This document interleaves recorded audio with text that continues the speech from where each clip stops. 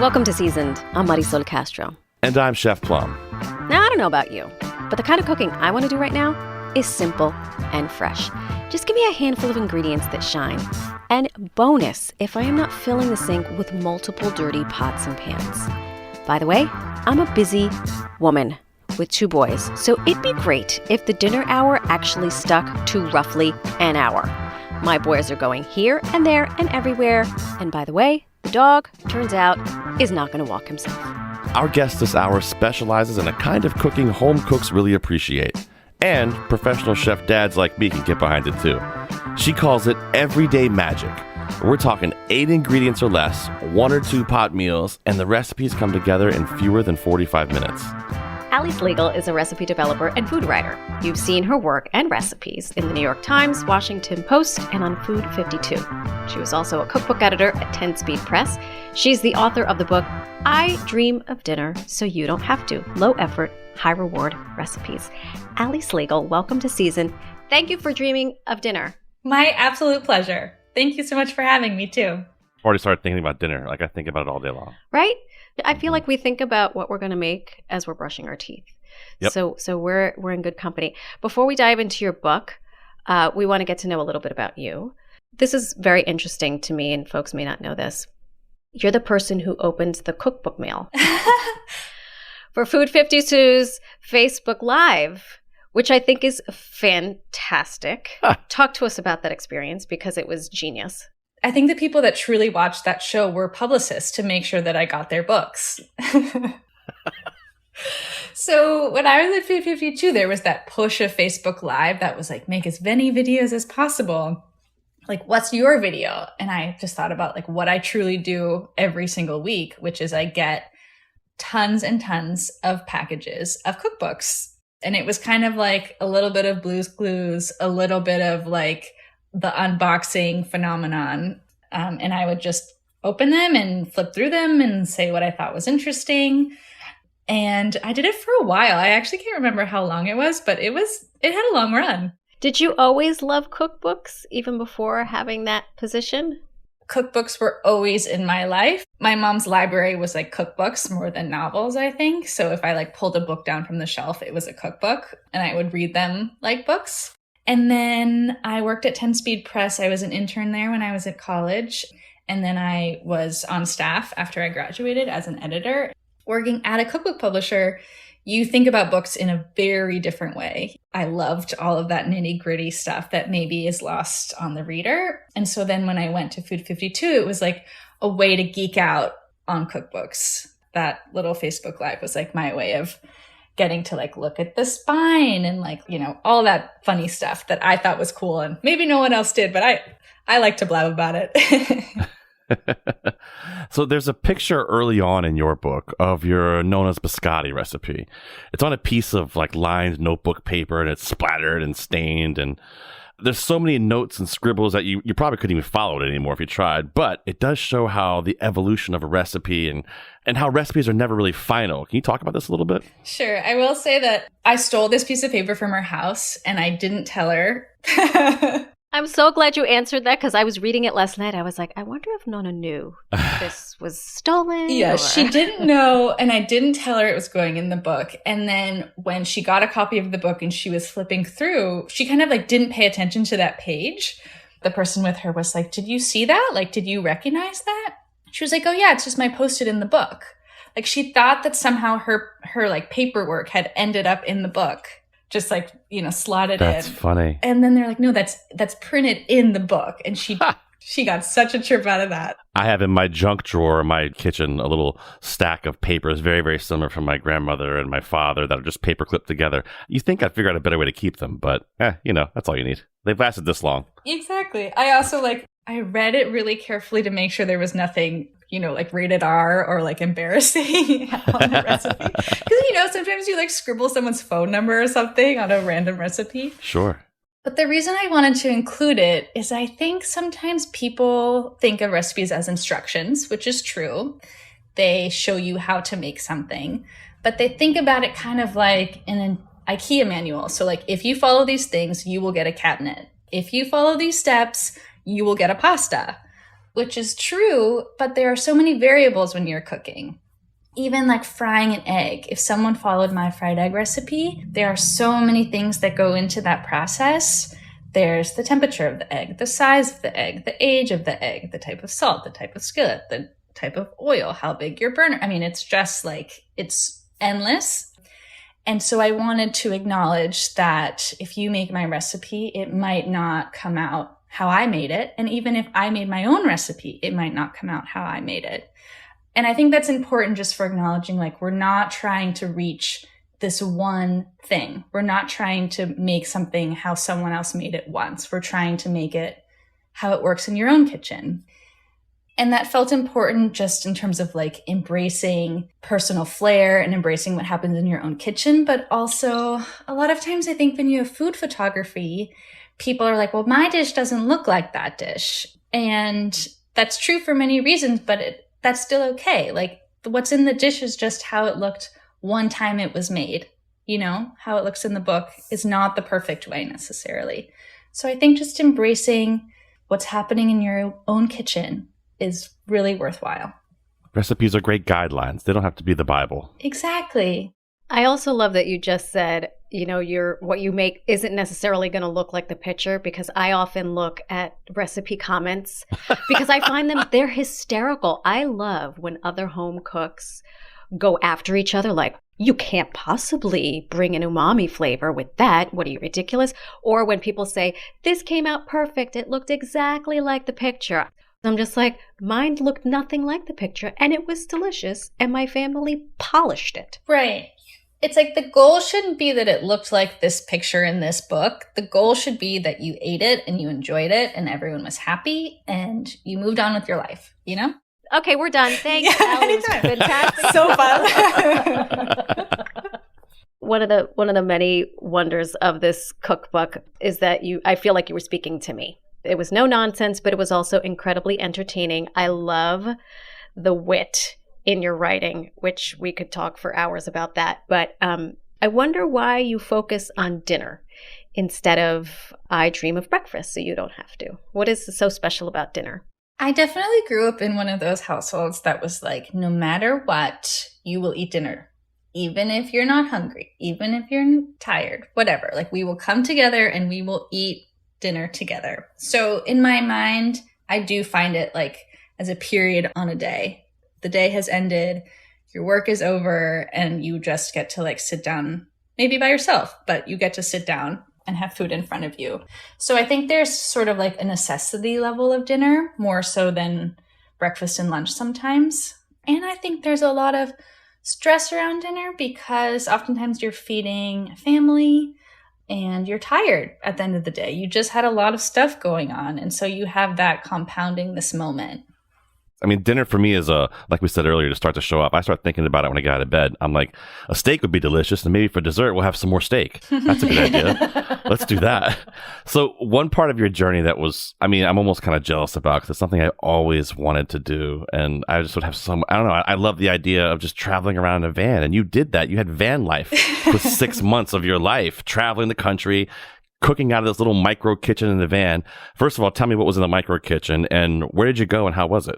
The van life aspect kind of was a surprise, but we were originally going to just travel around the country in our SUV, which we've done before. Not nearly as fun as a van. Not as fun, but we have a cat that we wanted to bring this time. And like the idea of sleeping in an SUV with the litter box, like logistically was not happening in our brains.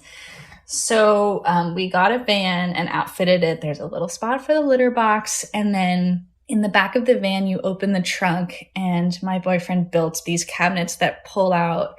And so there's like a work table, like a countertop, and then there's a spot for a camping stove. And then there's cabinets for, you know, utensils, pots and pans, pantry ingredients. And then in the van, there's a tiny fridge. And so that basically allowed us to eat vegetables, which what I learned the last time on a road trip was like maintaining green vegetables was important for, you know, stamina. So we could bring vegetables, and also we could kind of camp for more days on end. So we started in New York and we drove across the country to Seattle. and then we spent a couple months going down the coast, and then we came back. So before we go forward, I have to ask the burning question that I know Marisol's dying to ask, and so am I. When you pulled over, you start making dinner, how many times does somebody pull up next to you thinking you were a food truck? That really never happened, to be honest. I think we were around so many RVs, and I think more so the van is pretty small compared to like a Sprinter van or an RV. And so more people were just like, what are you doing? Like, you're living in that? It's basically a station wagon. Wow. And so we were like, yes, it's true. It's a Japanese van. So like the driver is on the other side. So there's just like a lot of things that really surprise people, more so than that we are a food truck. I had this vision of like the Scooby-Doo Mystery Machine, but like totally souped up. That's exactly what it looks like. And people have actually yelled Scooby-Doo like from across the way to us. You're driving cross country, cooking out of the back of your van, solving mysteries. This sounds incredible. Exactly. If only those meddling kids hadn't gotten in the way, I would have finished this recipe. Damn you. Do folks now ask you about ways to cook when you're not in a traditional kitchen, like on a hibachi or an open fire or a charcoal grill or something like that? Yeah, it's funny. I did a few videos like cooking out of the van for Food 52, and like our way of cooking out of the van is basically camping. It's like a camp stove, and then we happen to have a cooler fridge. But people really wanted like hardcore camping recipes, like dried food and stuff like that, which I have not experienced before. So there's a whole world of van cooking and camp cooking that I am not aware of. Is there somewhere in the country you wanted to go specifically to experience the regional cooking flavors? Or what did you learn about American food and the cooking that made you think, I could only have learned that by experiencing firsthand? Something that like YouTube couldn't have taught you. So the goal of the trip, and really I was curious about understanding how you cook in other parts of the country. So what is grocery shopping like when you only have one grocery store? What's it like in the winter when there's no fresh produce, like stuff like that. So I was curious about the struggles that home cooks have in order to complete dinner, just for my own work and knowledge. It's important to me that my recipes can be made kind of from people all over the country. And I didn't like put it to the test. And so for this trip, I was able to see if like what I thought was possible in other towns and cities is possible. So I would say like eating local food wasn't super priority, and we were driving at a pretty fast clip. So I can't say I like got to taste like specialties of various places, but I do think there's something really special about like going to the place you hadn't planned. Like you're often surprised. It's often great. That one place in Wyoming was a diner, and we ordered like eggs and bacon and hash browns. And then the woman was like, do you want a side of one pancake? And I feel as though I've never been asked that before. And it was like getting one pancake as a side for breakfast is really just the way to go, I think. Wow. Literally a side of pancake. Not pancakes, pancake. Yeah, it was one like 8 or 9 inch pancake, and it was so good. It was definitely from a mix. Like it was very sweet and buttermilky, but just incredible. I like that because I'll often order something salty and then want just a little savory, but I don't want to order a $15 stack of pancakes. Sometimes you just want like the kid size pancake. Exactly. I don't know anything about that. You're listening to our conversation with cookbook author Allie Slagle. Her cookbook is called I Dream of Dinner, So You Don't Have to. Later in the hour, we'll get into some recipes and get tips from Allie for cooking beans, pasta, and rice, and how to buffalo just about anything. That's right, we're turning nouns into verbs, you guys. It's coming up straight ahead. I'm Marisol Castro. And I'm Chef Plum. Coming up after the break, we talk with Allie about how her family influenced her simple cooking style, how her short, witty recipe descriptions wink at the reader, and how home cooks can reframe dinner to take the stress out of cooking. Dinner is also an opportunity for joy. And so it's kind of like, how do you take that moment that we have every single day and make it as good as possible? This is Seasoned. We'll be right back.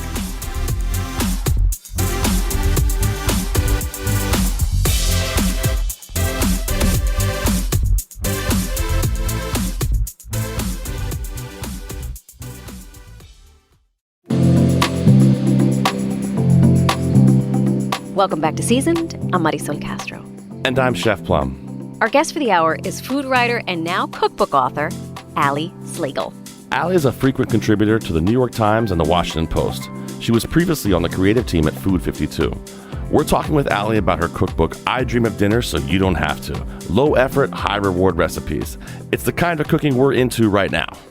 Allie, earlier we talked about that now infamous biscotti recipe, the loose leaf page that is in your cookbook, and clearly your nonna and your mom had a great influence on you. I wonder if you could talk to us a little bit about that. How and why did they shape the way you cook and what you cook?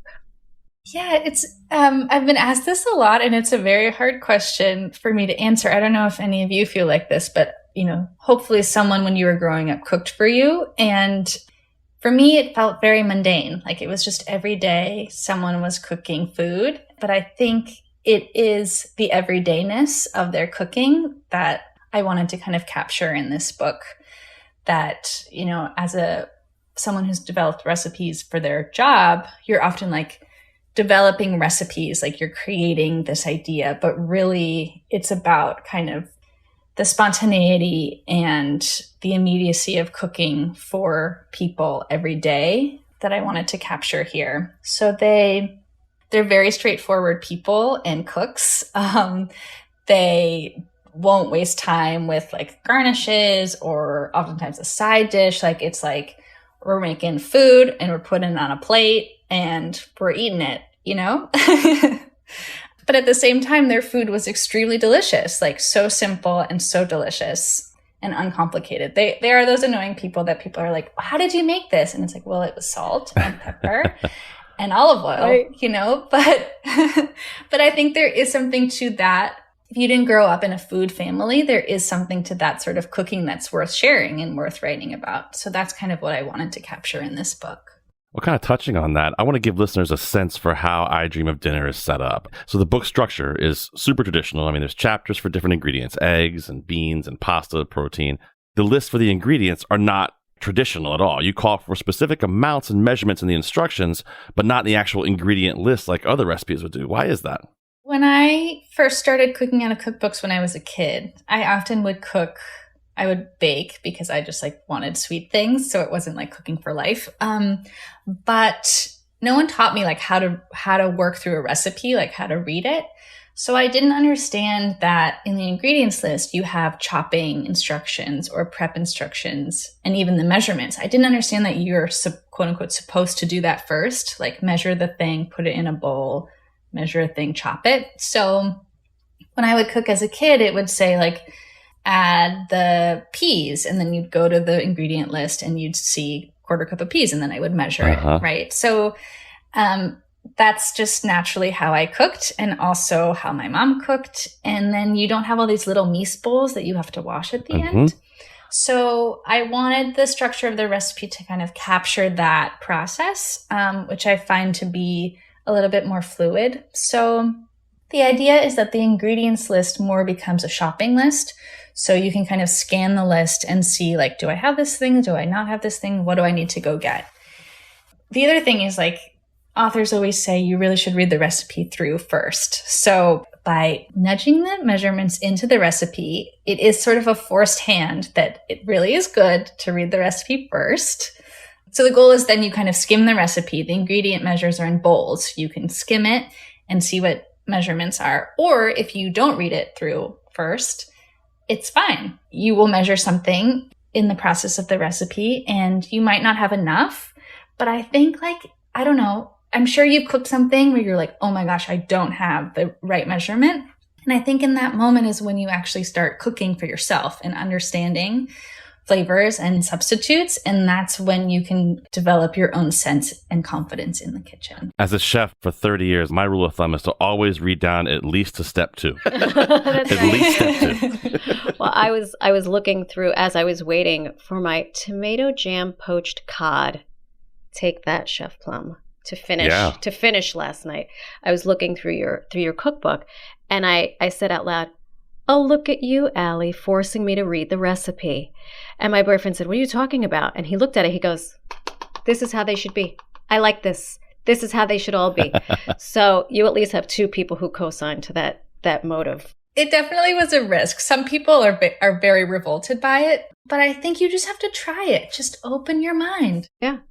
I mentioned earlier about the writing and how witty it is. And I think, Plum, you can attest to this. We've read countless cookbooks where there is a backstory or, something in there at the top, and you take the opposite approach. You give us these footnotes. I did the one about from the recipe, creamed leeks and eggs, quote, to soothe babies and large adult children. From your omelets, quote, an envelope with confetti inside. I mean, Allie Slagle, can I peel back your skull and poke around in there? Why this? How did you come up with these fantastic turns of phrase? A mosh pit of creamy, gooey beans? Let's go. Ship diving encouraged.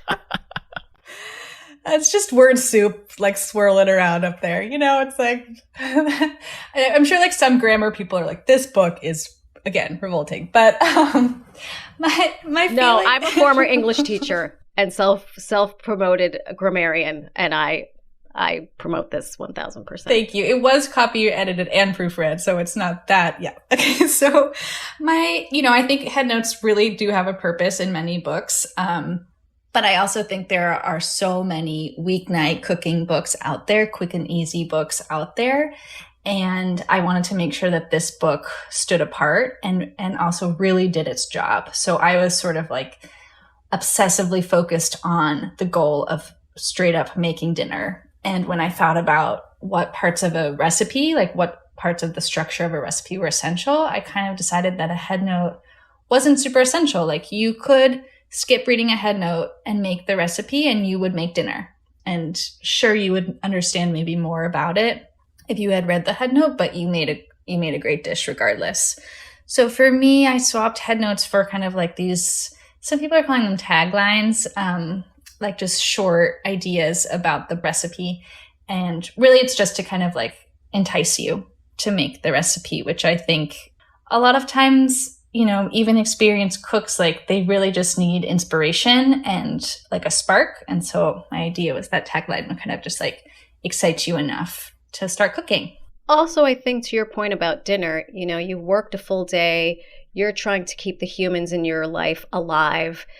And I know sometimes for me, I'm like, oh my God, I cook dinner.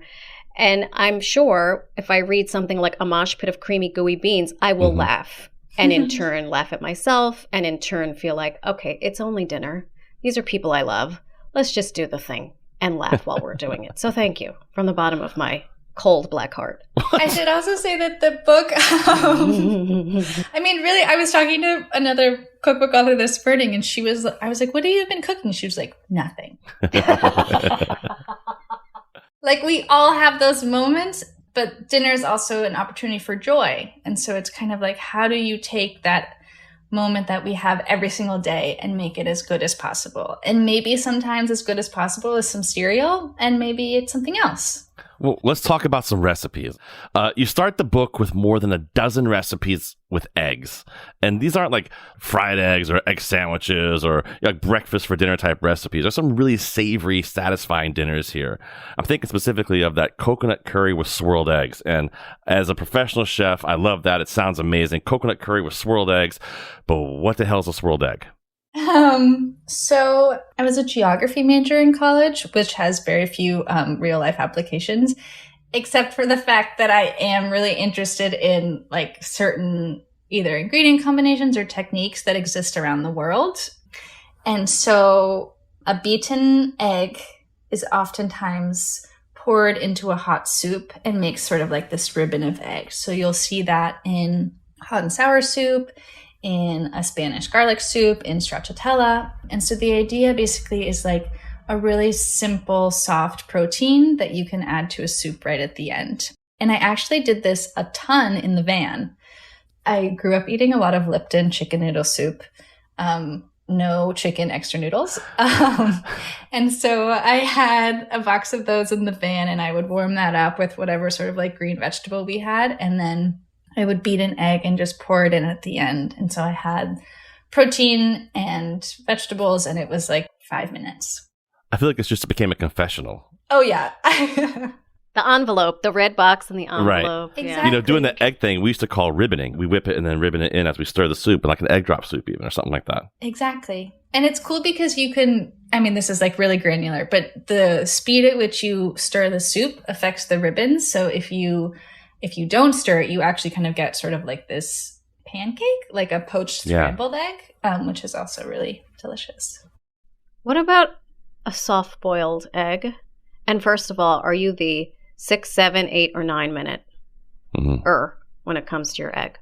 And this could make or break the rest of this We might be ending this conversation. soon. Yes. So I am usually a 7-minuter. Phew. Okay.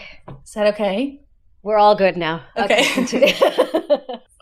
I really feel as though, I know it's just 1 minute, but 6 minutes, sometimes the whites don't cook through for me. You get an A+. Okay, great. And then pass the test. So I feel like soft-boiled eggs, it's kind of like a canned bean or a canned tuna. Like if I have them in the fridge, I know I will be okay. Like I know that I can make dinner and it can be delicious. And also it's like the perfect quick snack, I think. Like if I'm feeling it's like so hungry I can't even make dinner yet, I'll just like eat a soft-boiled egg with some salt and you're good. Lots of people suddenly became bean eaters early in the pandemic. I mean, it's an easy comfort food. I love beans. What do you see as like the allure of beans, and what are some easy bean-centric dinners that you like? I always have had canned beans around. I just feel like they're a great, like, in case of emergency protein, but also a great protein when you're planning a meal because they're kind of like a great blank canvas in many ways, like chicken. And there's always been so many heirloom beans that you could cook from dried, but there's just so many opportunities to do things with beans. So for beans, there's 3 techniques. Basically, every bean I've ever cooked falls into one of these 3 categories.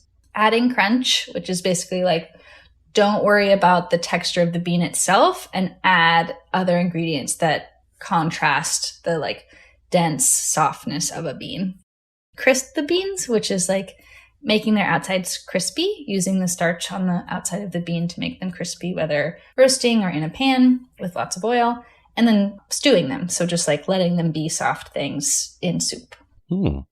I puree beans a lot with a lot of things and use it as a side dish, or I'll use it as like almost in place of a sauce on a plate with a great like truffled white bean puree. It's beautiful with, a simple roast chicken. That sounds delicious. Yeah. But these beans also figure into another section about pasta, yes, that you have, and you go through your simple pastas. And I think many years ago, I think before the pandemic, it was one of those things where I was like, oh my God, I have hungry people to feed. And I literally saw cannellini beans and linguine, and I knew I had fresh herbs. And you both have made a version of this, but talk to us about the bean and the pasta and how the magic is made there. They're both interesting because they're both starches, so they actually can contribute a creamy texture. So using the pasta water, so the water that you cook pasta in, to help the sauce glom to the noodles is a great way to kind of like make a sauce out of nothing. What was that word? You say glom? Glom. It's an official word. Okay. If it's not, I will call Merriam-Webster myself and tell them. It can be used as a verb. Wow. In this case. It gloms to okay. the spaghetti or other I'm going to use that 5 times today. That's my plan. Continue. But I think, too, it's like if you just throw in beans in a pasta dish, then you have protein. You're listening to our conversation with Ali Slagle. Her cookbook is I Dream of Dinner, So You Don't Have to. I'm Marisol Castro. And I'm Chef Plum. When we come back, time-tested tips from Ali about chicken thighs versus breasts and why rinsing uncooked rice is a step that you can skip. And this tip is going to cause some controversy. Not to, toot my own horn, but the way that I made rice was the best way. You're listening to Seasoned on Connecticut Public Radio. We'll be right back.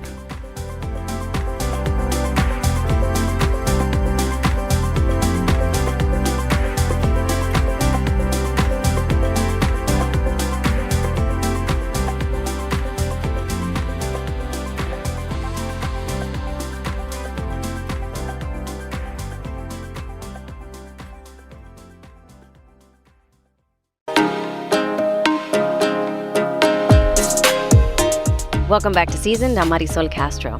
And I'm Chef Plum. We're spending the hour with Ali Slagle talking about her first cookbook, I Dream of Dinner So You Don't Have to. We love a good cooking hack on this show, so we asked Ali about her recipe for mushroom orzo. Get it?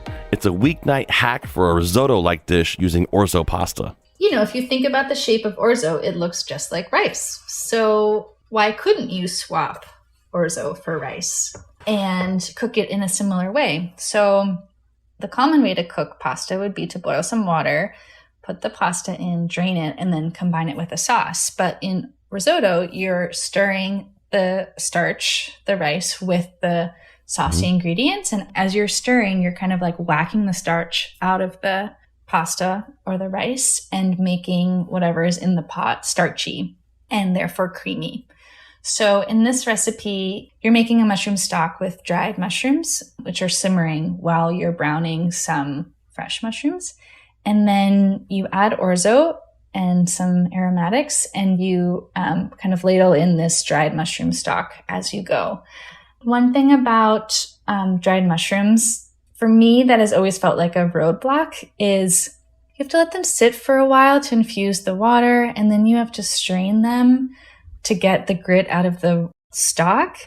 And I use like have to in air quotes because I don't do that, because if you just boil enough water, you can leave the sediment in the bottom of the pot and just scoop the top part. So for me, like bringing out a strainer just to get like some sediment out of some water just doesn't feel worth it. And if Ali doesn't do it, I'm not doing it either.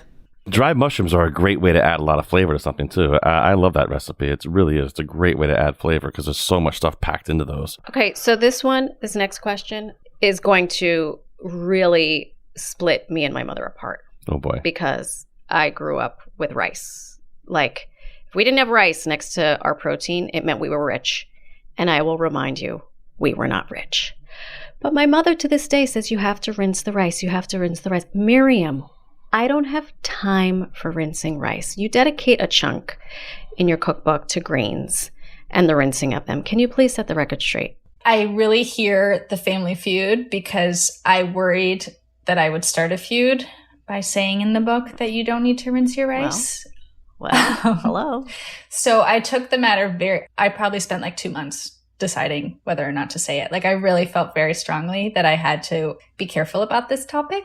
And I don't think like I don't rinse my rice because my mom didn't rinse rice is like a good enough answer when there's like science to say otherwise. Because all my friends are food friends and we find this thing fun. We spent one vacation in Vermont testing all different kinds of ways of cooking rice, various pots, various types of rice, various burner sizes, bringing the water to a boil with the lid on. We truly went for it. You were like the Mensa of chefs that weekend in Vermont. Holy smokes. Not to, toot my own horn, but the way that I made rice was the best way.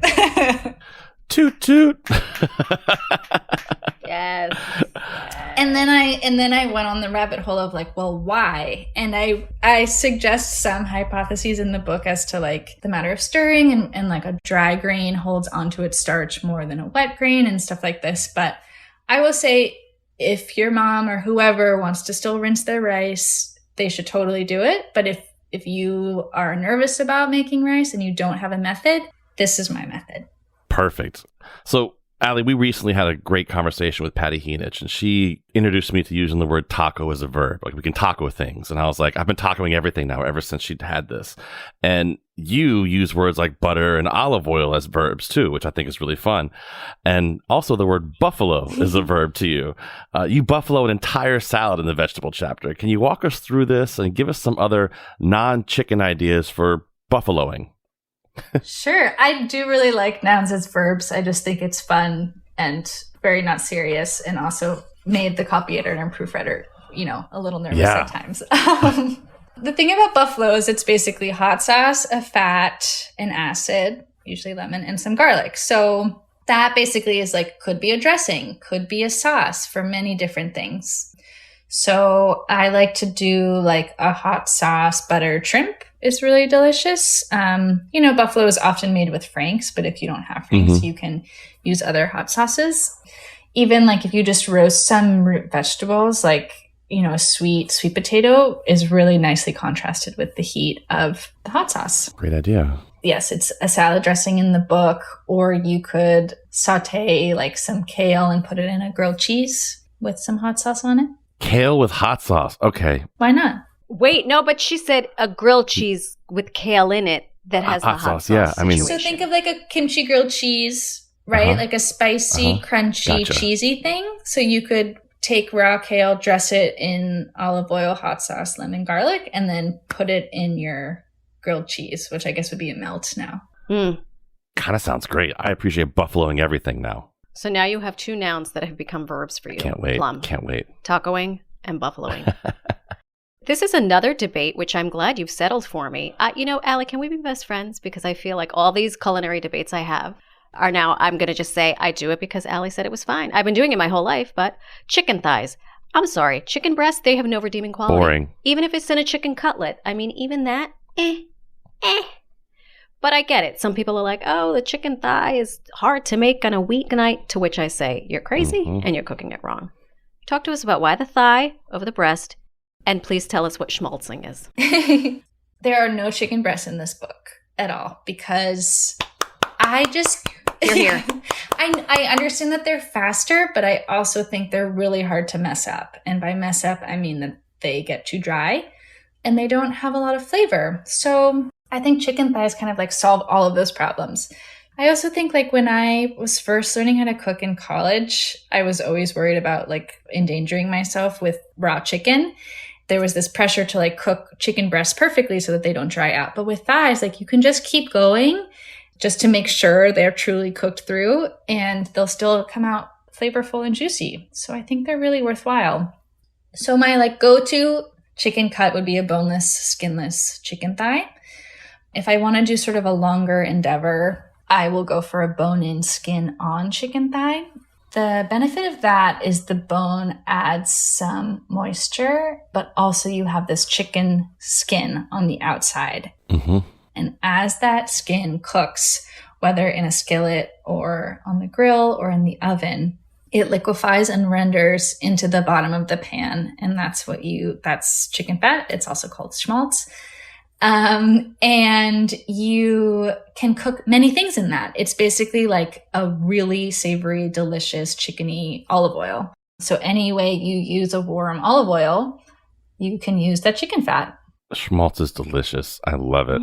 It's so good. I'm starving right now, you guys. I mean, just do a callback, throw it in with your beans. It's so good. Ooh, it's so delicious. Even like if you don't use it with the chicken thighs, if you save it and then like fry a piece of bread or fry an egg in it, it's kind of like, oh, have I ever tried an egg? But have I ever eaten this thing before? This is so good.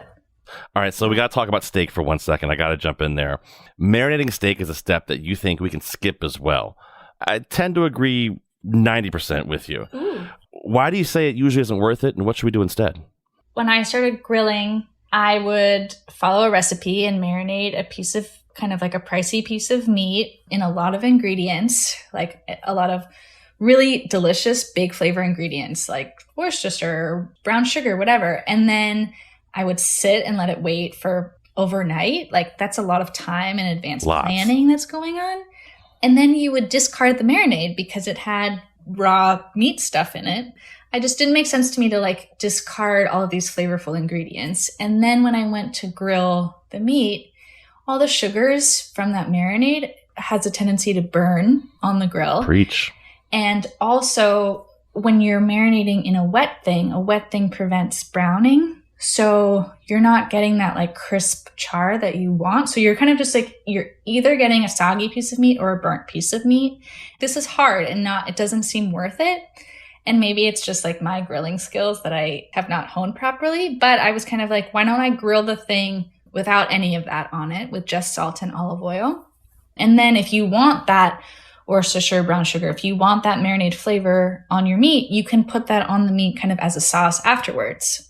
Yeah, that liquid that gets trapped in there, it really does away with that Maillard reaction. It's just not going to happen. It steams instead of sears. Exactly. Now, hopefully a little less complicated, although that wasn't complicated at all. You do dedicate a portion of your book to probably the easiest fish to cook, which is shrimp. It's forgiving. I always have a bag of frozen shrimp in my freezer at my disposal for when last minute cooking, but I need to zhuzh up whatever's in my pantry. Yeah, I'm glad you buy frozen shrimp because I think oftentimes frozen seafood in general is a better bet. I also think I'm definitely being more mindful about meat proteins in general and how often I should eat them. And I've come to think of shrimp as like a special occasion kind of thing. And with that, prepping them takes some time to do well, but I think is worth it. So the prep that I do is I usually buy shell-on shrimp instead of peeled and deveined. I oftentimes find that peeled and deveined shrimp at the store are kind of mushy and a litlittle like kind of they mealy. like have shapes that are not shrimp shapes. But if you like, it's true. If you have, I know exactly what you're talking about. If you have a source for like beautiful peeled and deveined shrimp, you can go for it. But I don't, so I shell them myself, devein them, and then the one prep that I oftentimes don't do is I leave the tails on. Was that a gasp? You finish and I'll tell you what I'm thinking. I grew up eating shrimp tails. I think when you cook them hot and fast enough, they're like really crispy and very delicious. Oh, okay. So I think like it's worth a try. And also then you don't have to take the tails off yourself. My rule of thumb, and I taught young cooks for years this, if you want me to eat it with my hands, leave the tail on. If you want me to eat it with a fork, take the damn tails off. It would make me crazy. That's fair. I hear that. Yeah. I feel like this wasn't nearly enough time. No, but definitely. Here we are. We still got to debate shrimp and steaks. We got more to go. We got more to go. If you want to take your tails off your shrimp, you totally can do that. If you want to rinse your rice, it's your funeral, but go ahead and do it. You're the boss of your own kitchen, everybody. 100%. Ali Slagle, thank you so much for joining us. We really appreciate it. Thank you. It was fun. That was Ali Slagle. Her new cookbook, it's her first, is called I Dream of Dinner So You Don't Have to. Low effort, high reward recipes. Ali has dreamed up some delicious looking recipes that you can find on our site right now. Lemon pepper chicken and potatoes. Those are chicken thighs, of course, naturally. Skillet broccoli spaghetti. And the Cuban-inspired sizzled pork and pineapple. So easy, you can make it while living in a van. Go to ctpublic.org/recipes. I'm Marisol Castro. And I'm Chef Plum. Season is produced by Robyn, Doyon-Aitken, Catie, Talarski, Emily Charash, and Katrice Claudio. To keep up with the latest on Season, follow at CT Public on Facebook, Instagram, and TikTok. And we're at WNPR on Twitter, or just follow the hashtag SeasonCT on all platforms. Thanks for listening, everybody. You can catch past episodes of Seasoned on Apple Podcasts, Google Podcasts, Spotify, Stitcher, or wherever you get your podcasts. Subscribe and never miss our conversations with people making great food and drink in our state and beyond. See you next week.